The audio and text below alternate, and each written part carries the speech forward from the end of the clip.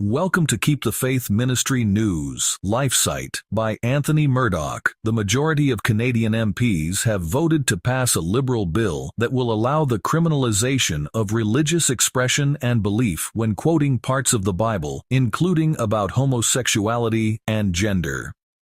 Early Wednesday evening, MPs from the Liberal Party and the Bloc Québécois, in a 186-137 vote, passed Bill C-9, known as the Combating Hate Act. Conservatives, NDP, and Green Party MPs voted against the bill in a rare form of unity among the usually opposing parties. The bill now heads to Canada's rubber-stamp Senate for review. A last-minute effort by the Conservatives to change the wording of the bill failed to pass. Earlier this week, Liberal MPs forced the bill through the report stage after earlier, as reported by LifeSite News, shutting down all debate on the bill in the committee stage.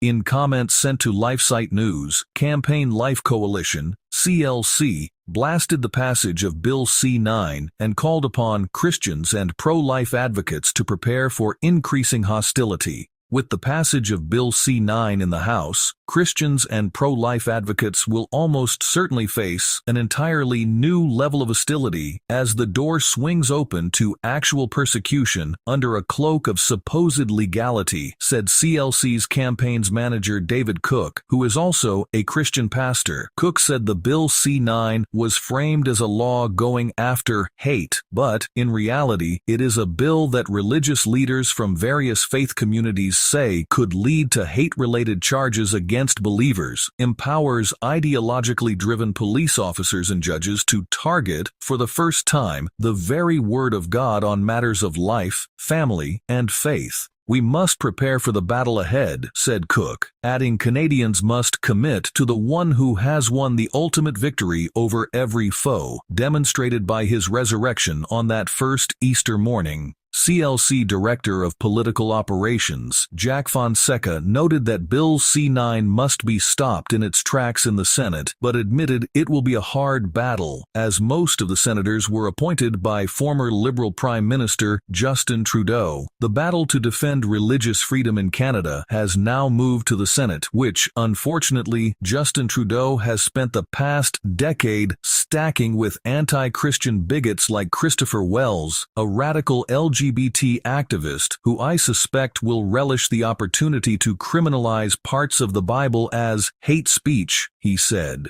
Despite this, Fonseca noted that there is always hope that things could turn around. We call upon all people of goodwill to flood senators with phone calls, emails, social media comments, and, if possible, personal visits. For those who are Christian, we also encourage these efforts to be reinforced spiritually through extra prayer and fasting between now and the final third reading vote in the Senate. God answers those who ask for help, he said. Conservative MPs have been demanding that a Liberal amendment to the bill, which removes a religious exemption, be rescinded immediately. As reported by LifeSite News, Bill C-9 has been blasted by constitutional experts as allowing empowered police and the government to go after those deemed to have violated a person's feelings in a hateful way. The bill was introduced by Justice Minister Sean Fraser last year. The removal of the religious exemption prompted condemnation from the Canadian Conference of Catholic Bishops, who issued an open letter criticizing the proposed amendment and calling for its repeal. Quote, "The apostles counted not their lives dear unto themselves, rejoicing that they were counted worthy to suffer shame for the name of Christ. Paul and Silas suffered the loss of all things. They suffered scourging, and were in no gentle manner thrown upon the cold floor of a dungeon in a most painful position, their feet elevated and fastened in the stocks. Did repinings and complaints then reach the ear of the jailer? Oh no. From the inner prison, voices broke the silence of midnight with songs of joy and praise to God. These disciples were cheered by a deep and earnest love for the cause of their Redeemer, for which they suffered." Gospel Workers, 1892, page 68. This is Keep the Faith Ministry News. Thank you for watching.